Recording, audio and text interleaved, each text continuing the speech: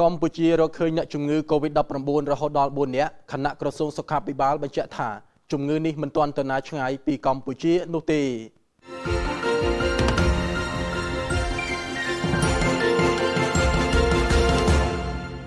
យោងតាមក្រសួងសុខាភិបាលបានចេញសេចក្តីជូនដំណឹងស្តីពីស្ថានភាពជំងឺ COVID-19